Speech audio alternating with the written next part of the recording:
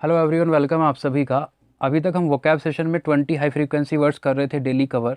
अब हम इन 20 की जगह आज की क्लास से 30 करना शुरू कर देंगे और उसके बाद हम कुछ ईडियम्स भी पढ़ते चलेंगे इस क्लास के अंदर ही। पहला वर्ड है हमारे पास एंटी इनकम्बेंसी। कुछ भी ऐसा जो चेयरपर्सन के खिलाफ है। कोई भी एक ऐसा इंसान है जो एक ऑफिस को प्रेजेंट कर रहा है, इसके खिलाफ कोई हमारी भावना है, कोई इच्छा है, इसके खिलाफ कोई प्रोटेस्ट किया, इसके खिलाफ कोई आवाज़ उठी, तो इन सब को हम बोलेंगे ये सब एंटी इनकम्बेंसीज है। क्लियर है। नेक्स्ट वर्ड है हमारे पास आर्डुओज। एक ऐसा काम जो करने के लिए बहुत ही ज़्यादा मुश्किल है, कोई भी ऐसा टास्क जो बहुत डिफ़िकल्ट है, उसके लिए हम बोलते हैं आर्डुओज। फॉर एग्जांपल, कोई बच्चा है जो कांस्टेबल की तैयारी कर रहा है, इससे आपने कहा कि तू आईएएस की तैयारी कर और इसे क्रैक कर दे, तो इसके लिए तो डिफ़िकल्ट टास्क हुआ ना। इसी के लिए हम ये बोलेंगे कि इसके लिए क्या हुआ, ये आर्डुओज हुआ। नेक्स्ट वर्ड हमारे पास है अराउज। किसी भी इंसान को भड़काना, प्रोवोक करना, इंसाइट करना इज कॉल्ड अराउज। तो अराउज का सिनोनिम है इंसाइट, और जिसे हम हिंदी में बोलते हैं भड़काना या प्रोवोक करना। आगे लिखा है बेल आउट। अभी मैंने आपको द हिंदू की रीडिंग जब की थी तो उसमें कुछ चीज़ें सिखाई थी, आपको बताई थी रीड करके कि एक्चुअल में जो मीनिंग होता है किसी भी वर्ड का, ज़रूरी नहीं है कि जो हम रीड कर रहे हैं उसी लाइन के अंदर, उस पैराग्राफ के अंदर वही एग्जैक्ट मीनिंग वहाँ पर यूज़ किया जाए। जैसे बेल को हम यूज़ करते हैं कि जेल से बाहर निकलने के लिए, एक्चुअल में उसका जो मीनिंग कहीं कहीं यूज़ किया जाएगा वो ये होता है कि किसी भी डिफ़िकल्टी से बाहर आना, to help get out of difficulty. वहाँ भी तो हम किसी डिफ़िकल्टी से बाहर आ रहे होते हैं जब जेल से बाहर आ रहे होते हैं। बात समझ में आ रही है आपको? कोई भी बंदा अगर जेल से बाहर आ रहा है तो एक डिफ़िकल्टी से बाहर आ रहा है, तो याद रखना बेल आउट का मतलब होता है किसी भी डिफ़िकल्टी से बाहर आना। ये ज़रूरी नहीं कि जेल से बाहर आने के लिए ही यूज़ किया जाएगा। अक्सर हम ऐसे एग्जैक्ट मीनिंग निकालते हैं, ट्रांसलेट कर देते हैं आरसीज में, और वहाँ हम मीनिंग को इस तरीके से निकाल लेते हैं कि जहाँ हम ऑप्शन देखते हैं क्वेश्चन में जाके उस तरह का मीनिंग भी देखने को मिलता है और उसे हम आंसर लगा देते हैं। इस वजह से हमारा स्कोर नहीं हो पाता है। नेक्स्ट वर्ड हमारे पास है कैनी। कुछ भी ऐसा जो बहुत ज़्यादा समझदारी से भरा हुआ डिसीजन हो, कोई भी ऐसा डिसीजन जो बहुत ज़्यादा इंटेलिजेंट है, एक अच्छा जजमेंट दिखा रहा है, समझदारी से भरा हुआ है, उसी के लिए हम यूज़ करते हैं canny decision. Intelligent and showing good judgement. Next word हमारे पास है डैम्पन। डिस्करेज कर देना, किसी को हतोत्साहित कर देना, टू डिप्रेस कर देना is called dampen. Next word हमारे पास डेजर्ट। बड़ा अच्छा वर्ड है क्योंकि इससे मिलता जुलता एक और वर्ड होता है, ये रहा आपके सामने जिसमें डबल एस लिखा है। तो ये वाला जो डेजर्ट है ना, इसे हम बोलते हैं जो खाने के बाद हम कुछ थोड़ा सा मीठा लेते हैं उस पर्टिकुलर डिश के बारे में जिसमें डबल एस है। और ये डेजर्ट दो तरीके से यूज़ किया जा सकता है। एक एस वाला, एक नाउन की तरह भी ये फंक्शन करता है, वर्ब की तरह भी करता है। अगर ये नाउन होगा तो हम इसे रेगिस्तान बोलते हैं। अगर ये वर्ब होगा तो to leave the company of someone, किसी का साथ छोड़ देना, किसी भी पर्सन का साथ छोड़ देना किसी भी सिचुएशन में, उसके लिए हम डेजर्ट का यूज़ करते हैं। नेक्स्ट वर्ड हमारे पास है डेट्रीमेंटल। डेट्रीमेंटल का मतलब है हार्मफुल, हानिकारक। इजी सा वर्ड है लेकिन इसके लिए आप ग्रामर में मार खा जाते हैं, इससे क्वेश्चन पूछ लिया जाता है। जैसे सेंटेंस लिखा है, this task is detrimental for your health. क्या मीनिंग हुआ? आपकी हेल्थ के लिए ये टास्क डेट्रीमेंटल है, हार्मफुल है, हानिकारक है, इससे हानि हो सकती है, नुकसान हो सकता है। यहाँ लिखा है फॉर, सेंस निकल के आ रहा है आपकी हेल्थ के लिए, बात सही है, लेकिन याद रखना डेट्रीमेंटल के साथ फॉर का ही नहीं, टू का यूज़ किया जाएगा। डेट्रीमेंटल जहाँ भी होगा और उसके लिए हमें कोई प्रपोजिशन यूज़ करना है, उसके साथ नाउन या प्रोनाउन को कनेक्ट कराना है, तो हम कौन से प्रपोजिशन का यूज़ करेंगे? टू। आपकी हेल्थ को ये हानिकारक है, नॉट आपकी हेल्थ के लिए। एग्जैक्ट अगर हम हिंदी की बात करें तो यहाँ को आएगा, ना कि के लिए। नेक्स्ट वर्ड हमारे पास है ड्राइव। ड्राइव को हम दो तरीके से यूज़ करते हैं, as a verb and as a noun. अगर ये नाउन की तरह यूज़ होगा तो इसका मतलब होता है डिज़ायर, विश, इच्छा। और अगर ये वर्ब की तरह यूज़ होगा तो चलाना। हम जैसे कार को ड्राइव करते हैं और बाइक को हम राइड करते हैं। कहने का मतलब ये है जिसके ऊपर हम चढ़कर बैठ जाएं, जैसे घोड़े के ऊपर हम पूरी तरह से चढ़ के बैठ जाते हैं, बाइक के ऊपर भी। तो इन सब के लिए क्या आएगा? राइड। जिसके अंदर जाकर हम बैठते हैं उन सब के लिए क्या आएगा? ड्राइव। नेक्स्ट वर्ड हमारे पास है इलाइट। इलाइट हम उस वर्क को बोलते हैं जो कुलीन है, जिसके पास काफ़ी पैसा है, वेल्दी है, वो इंटेलेक्चुअल पर्सनस हैं। एक सोसाइटी होती है जहाँ अमीर लोग रहते हैं, उसे हम बोलते हैं एलाइट। नेक्स्ट वर्ड हमारे पास है फैब्रिकेट। फैब्रिकेट का क्या मतलब हुआ? आप कहीं गए मार्केट घूमने, आपके घर वालों ने आपसे पूछा कहाँ गए थे, आपने कोई झूठी कहानी बता दी, ठीक है, आपने कोई ऐसा स्टेटमेंट दे दिया जो बस मन घड़ंत है, अपने आप ही बना दिया आपने। टू प्रोड्यूस फॉल्स एविडेंस और स्टेटमेंट। मान लो पुलिस ने आपसे कुछ पूछा, बताइए आप कहाँ थे, आपने कुछ भी झूठा बोल दिया, कोई झूठा स्टेटमेंट दे दिया, एविडेंस दे दिया, उसी के लिए हम यूज़ करते हैं फैब्रिकेट का। नेक्स्ट वर्ड हमारे पास है गैल्वेनाइज।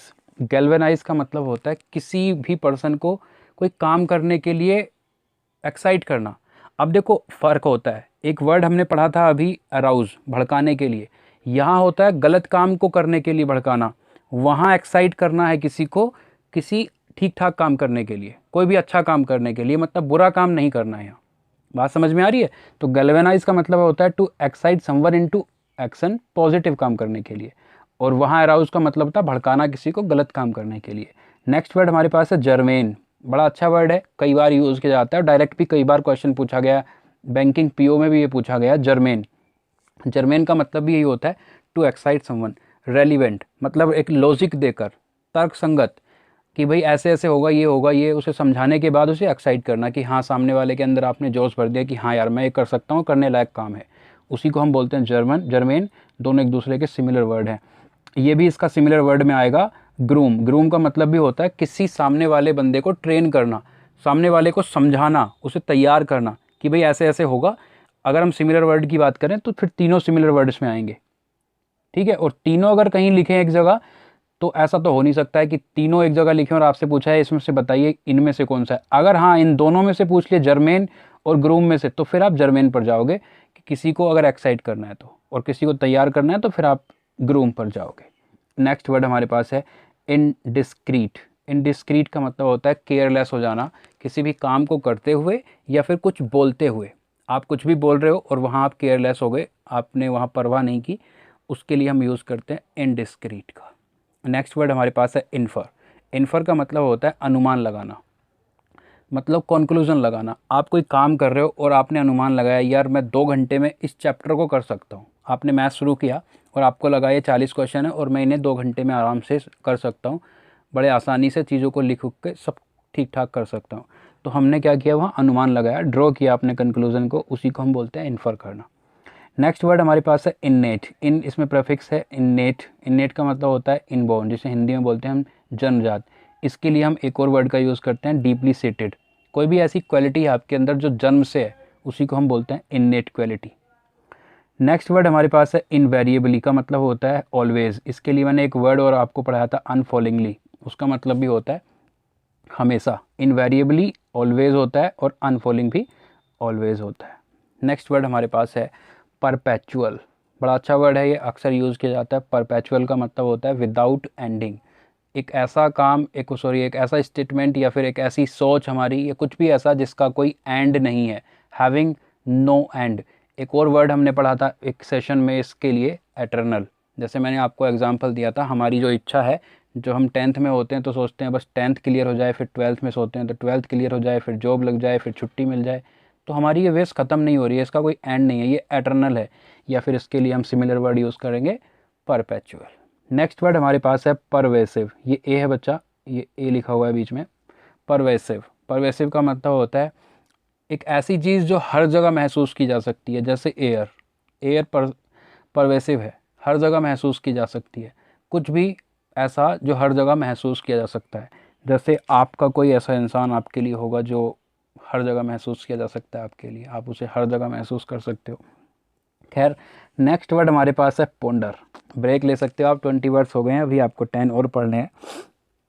पोंडर का मतलब होता है किसी भी काम के बारे में या किसी भी सिचुएशन के बारे में बहुत ज़्यादा डीपली सोचना, गहराई से विचार करना। मान लो आप लगातार मॉक टेस्ट दे रहे हो, अच्छी तैयारी भी कर रहे हो, फिर भी मार्क्स नहीं आ रहे हैं आपके। आपने शांति में जाकर बैठे आप और आपने शुरू किया सोचना यार हो क्या रहा है, तो आपने गहराई से विचार करना शुरू किया, उसके बाद आपने सॉल्यूशन निकाले। तो उस कंडीशन को हम क्या कहते हैं, पोंडर। ठीक है, एक ये वर्ब है ponder, to think deeply over. Next word हमारे पास है रिमिस। हम इसमें कई बार कंफ्यूज हो जाते हैं। रिमिस में हम ये सोचते हैं दोबारा से मिस करना, क्योंकि री का मतलब होता है दोबारा, जैसे रिपीट होता है ना। तो और मिस होता है याद करना, तो रिमिस हम सोचते हैं दोबारा याद करना, इसलिए हम दिक्कत में आ जाते हैं। इसलिए मैंने ये वर्ड लिखा जानबूझ के। रिमिस का मतलब होता है केयरलेस, लापरवाह होना। ठीक है, और ये एक एडजेक्टिव है, ये भी बात याद रखना आप। नेक्स्ट हमारे पास है रिपुग्नेंस। ये जी लिखा हुआ है बीच में, रिपुग्नेंस। रिपुग्नेंस का मतलब होता है स्ट्रॉन्ग डिसलाइक फॉर समथिंग। जैसे कुछ लोग होते हैं जिन्हें आलू की पकौड़ी बिल्कुल पसंद नहीं होती है, तो आलू की पकौड़ी के लिए आप रिपुग्नेंस हो, मतलब आपके अंदर एक ऐसी गहरी नापसंदगी है उसके उसके लेकर, उस चीज़ को लेकर कि यार नहीं, मुझे तो ये पसंद ही नहीं है, बिल्कुल नहीं पसंद है, तो उसे ही हम बोलते हैं रिपुग्नेंस। नेक्स्ट वर्ड हमारे पास है रोबस्ट। रोबस्ट का मतलब होता है बहुत ज़्यादा मजबूत। कोई चीज़ बनाई गई, जैसे आपने घर बनाया और वो बहुत मजबूत बनाया, बनाते हुए जो चीज़ स्ट्रॉन्ग है एकदम, उसी को हम बोलते हैं robust, strong in built. Next word हमारे पास है, और इस वर्ड का एक और वर्ड होता है, बड़ा अच्छा वर्ड होता है वो, स्टाउट, STOUT, स्टाउट। मैंने लिखा नहीं है, ये लिखा हुआ है, ये इसका सिमिलर वर्ड है स्ट्रॉन्ग। बहुत अच्छा वर्ड है, ये यूज़ किया जाता है, SSC CGL ने एक बार पूछा है ये क्वेश्चन। रोबस्ट का सिमिलर वर्ड होता है, सिनोनिम होता है स्टाउट। नेक्स्ट वर्ड हमारे पास है स्कार्फी। स्कार्फी का मतलब होता है बहुत ज़्यादा गंदा, अनटाइडी, डर्टी, हम जिसे हम बोलते हैं स्कार्फी। ठीक है, जैसे कोई आपने चीज़ खाई और आपको बहुत गंदी लगी, क्या है, स्कार्फी। नेक्स्ट वर्ड हमारे पास ट्रॉमा। ये आप सबको पता होगा, इमोशनल शॉक को बोलते हैं हम, अनप्लीजेंट एक्सपीरियंस को बोलते हैं। नेक्स्ट वर्ड हमारे पास है अनअबेस्ड।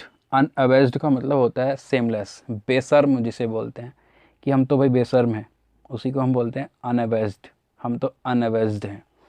नेक्स्ट वर्ड हमारे पास है वाइटल। वाइटल हम बोलते हैं इम्पोर्टेंट को, जैसे आप सभी के लिए स्टडी बहुत ज़्यादा इम्पोर्टेंट है, वो सब वाइटल है। नेक्स्ट वर्ड हमारे पास है अनोयंस। कॉमन सा वर्ड है, आपको पता होगा। एंगर को हम बोलते हैं, और ये एंगर वो होता है जो नाराज़गी वाला होता है। एक एंगर वो होता है जो सामने वाले ने कुछ किया और आप उस पर गुस्सा कर रहे हो। गुस्सा भी अलग अलग तरीके से हम करते हैं, ठीक है। गुस्सा मतलब एक तो वो गुस्सा कर सकते हो जिस इंसान को आप जानते नहीं हो, उसने कुछ किया आपके साथ तो उस पर अलग गुस्सा आएगा। एक वो इंसान जिसे आप अच्छे से जानते हो, उस पर आप गुस्सा करते हो, तो वो नाराज़गी वाला गुस्सा होता है। वो गुस्सा गुस्सा एक्चुअल में नहीं होता है। चलिए अब हम ईडियम्स एंड फ्रेजेस पे पहुंचते हैं। आप वेट कर सकते हैं 1 मिनट का, आप रुक सकते हैं, अगर आपको लगता है कि वर्ड्स ज़्यादा हो गए तो आप थोड़ा सा इंतज़ार कर सकते हैं। वीडियो को रोक दीजिए, आप वीडियो गेम खेलिए, अपना मूड फ्रेश कीजिए, उसके बाद फिर से देख लीजिए। और अगर आपकी आदत है तो आराम से पढ़ सकते हैं, कुछ ज़्यादा भी बर्डन हुआ नहीं है। पहला ईडियम हमारे पास है जो हम पहले भी पढ़ चुके हैं एक दिन, have an axe to grind. मैं आपको पहले भी बता चुका हूँ कि एक ईडियम का मीनिंग कैसा होता है, इम्प्लाइड। इम्प्लाइड का मतलब हिंदी में होता है भावार्थ, एक ऐसा मीनिंग जो भाव देगा, जिसका शब्दों से कोई कनेक्शन नहीं होगा, मतलब वो मीनिंग लिटरल नहीं होता है। तो इसका मतलब ये है हैव एन एक्स, एक कुल्हाड़ी रखना, टू ग्रिंड, ग्रिंड करने के लिए। तो इसका एग्जैक्ट सेंस क्या निकल सकता है, ये हम देखते हैं। To have a selfish motive, मतलब एक ऐसा मोटिव रखना जो सेल्फिश है। आप किसी के साथ हेल्प करने गए तो आपने पहले ये सोचा ठीक है मैं जा रहा हूँ, पहले मैं अपने पैसे निकालूंगा, तो आपका एक सेल्फिश मोटिव है। आपने पहले अपना सोचा, उसके बाद जो होगा देखा जाएगा। For example, Sneha is an great problem now days, she is seeking, seeking मतलब खोज रही है, सर्च कर रही है, piece of advice from a person, एक ऐसे इंसान से, हु डज़ नॉट हैव, जो नहीं रखता है क्या, एन एक्स टू ग्रिंड, मतलब जिसके पास कोई अपना व्यक्तिगत स्वार्थ ना हो, सेल्फिश मोटिव ना हो, ऐसे इंसान को वो ढूंढ रही है, ऐसे इंसान को वो सीख कर रही है। नेक्स्ट हमारे पास है get the x. Get the x का मतलब होता है किसी भी इंसान को एक जॉब से बाहर निकाल देना, डिसमिस कर देना, उसके लिए हम यूज़ करते हैं get the x. For example, you should be honest otherwise you will be goat the x, या तो आप ऑनेस्ट हो जाइए, ऑनेस्ट आपको होना चाहिए, नहीं तो आपको जॉब से निकाला जाएगा, गोट द एक्स। एक और एग्जांपल देख सकते हो आप, many people in ship building will get the x, जो बहुत सारे लोग हैं शिप बिल्डिंग में, उन्हें निकाला जाएगा, उनकी जॉब से उन्हें डिसमिस किया जाएगा। तो गेट द एक्स का मतलब है बी रिमूव्ड और be dismissed from a job, and have an axe to grind का मतलब है to have a selfish motive. Next हमारे पास है keep somebody at arms length. ये तो आजकल फेमस हो गई ये बात, अपने आप को दूर रखना है 2 गज लोगों से। तो अपने हाथ, आर्म्स लेंथ का मतलब क्या होता है, जो हमारा आर्म है, जो हमारा हाथ है, उसकी दूरी पर हमें रखना है किसी इंसान को। तो इसका मतलब क्या है, हम ये कहना चाह रहे हैं भाई दूर ही रहे। आपने अपना हाथ आगे कर दिया, नहीं नहीं दूर ही रहे, करके देखो अपने आप पता चल जाएगा, दूर ही रहे। इसका मतलब क्या हो जाएगा, यहाँ से सेंस निकल सकता है अवॉइड करना। अवॉइड करना खुद को बुराई से या फिर घनिष्ठता से। ना तो आप यहाँ बुराई को अपने पास आने देना चाहते हो, ना आप फ्रेंडशिप करना चाहते हो, घनिष्ठता करना चाहते हो किसी से, उससे दूर होना चाहते हो, दूर रखना चाहते हो उन सब चीज़ों को। उसके लिए हम यूज़ करते हैं keep somebody at arms length. कैसे, एग्जाम्पल देखते हैं, you should keep bad company at arms length, आपको बैड कंपनी को अपनी आर्म्स की लेंथ पर रखना चाहिए, मतलब उससे दूर रहना चाहिए, उससे बचना चाहिए। नेक्स्ट हमारे पास है अबव बोर्ड। अबव बोर्ड का मतलब क्या होता है? ऑनेस्ट, फेयर, स्पष्ट, ईमानदार एकदम। एग्जाम्पल देखो, nobody will try to cheat you, कोई भी आपको चीट नहीं करेगा, नहीं कोशिश नहीं करेगा चीट करने की। Everything is open and above board, everything is open, सब कुछ ओपन है, एंड अबव बोर्ड, और ऑनेस्ट है, फेयर है, स्पष्ट है। नेक्स्ट हमारे पास है कीप एब्रेस्ट ऑफ, बहुत अच्छा ईडियम है ये, कई बार पूछा जा चुका है एग्जामिनेशंस में। कीप एब्रेस्ट ऑफ, इसका मतलब होता है रिमेन अप टू डेट। एक बार जब ये पूछा गया था किसी एग्जामिनेशन में तो वहाँ ऑप्शन में था remain up to date with, और जब एक बार दूसरी बार ये CDS में पूछा गया तो वहाँ लिखा हुआ था बी वेल इन्फॉर्म्ड अबाउट, मतलब ऑप्शन में एक बार ये था, एक बार ये था, तो दोनों इसके ऑप्शन होते हैं, दोनों का मतलब एक ही होता है, संपर्क में रहना। बी वेल इन्फॉर्म्ड अबाउट, किसी भी चीज़ के बारे में बहुत अच्छे से इन्फॉर्मेशन आपको पता है, या फिर किसी भी चीज़ के बारे में आप अप टू डेट रहते हो, बात तो एक ही है, तो कन्फ्यूज़ नहीं होना है, दोनों का एक ही मतलब है, दोनों चीज़ों को आपको ध्यान में रखना है, और इसका मतलब होता है संपर्क में रहना, हिंदी में keep abreast of. For example, you should read the newspaper to keep abreast of current affairs, आपको करंट अफेयर्स के संपर्क में रहने के लिए, अप टू डेट रहने के लिए न्यूज़पेपर रीड करने चाहिए। नेक्स्ट हमारे पास है within an as of, within an as of, इसका मतलब होता है किसी भी चीज़ के बहुत ज़्यादा नज़दीक, वेरी क्लोज टू समथिंग, बहुत पास होना, निकट होना, हम जिसे हिंदी में बोलते हैं। एग्जाम्पल देखिए, she is within an as of selecting in banking examinations, वो बैंकिंग एग्जामिनेशंस में सेलेक्ट होने के एकदम within an as of है, मतलब बहुत ज़्यादा निकट है। क्लियर? नेक्स्ट हमारे पास है give a good account of. Give a good account of का मतलब होता है बहुत अच्छे से करना, कोई भी काम ज़बरदस्त तरीके से करना, डू वेल, काम को अच्छी तरह से करना।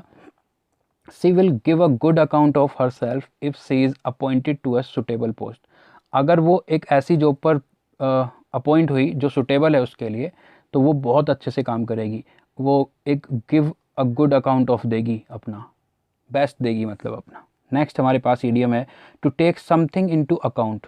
To take something into account, इसका क्या मीनिंग हुआ? टू कंसीडर, विचार करना, अपने अकाउंट में कुछ लेके आना, मतलब कुछ विचार करना। एग्जाम्पल से समझिए इस चीज़ को, it is clear that young people do not take the wishes of their family into account, अपनी फैमिली को अकाउंट में नहीं रखते हैं यंग पीपल, कब? When they decide to change their jobs, जब वो अपनी जॉब को चेंज करते हैं। बात समझ में आई? मतलब वो इस पर विचार नहीं करते हैं, अपनी फैमिली के बारे में विचार नहीं करते हैं, अपने बीवी बच्चों के बारे में विचार नहीं करते हैं जब वो अपनी जॉब को चेंज करते हैं। क्लियर है ना? तो आज के लिए इतने ही इडियम्स थे हमारे पास। आज मैं 1 वर्ड सब्स्टिट्यूशन नहीं लेके आऊँ, आपके साथ मैं कनेक्ट हो जाऊँ, क्योंकि बर्डन एकदम से नहीं डालना चाहता हूँ। 30 वर्ड्स वो हो चुके हैं और 8-10 मैं ईडियम आपको दे रहा हूँ, तो बर्डन एकदम से नहीं लाना चाहता हूँ आपके ऊपर। बहरहाल मैं आपको लगातार चीज़ें देता रहूँगा, ये मेरा आपसे वादा है। इंग्लिश में आप स्कोर करके आओगे, ये वादा है मेरा आपसे। चलिए मिलते हैं कल को क्लास में, तब तक के लिए आप पढ़ते रहिए, ख्याल रखिए अपना।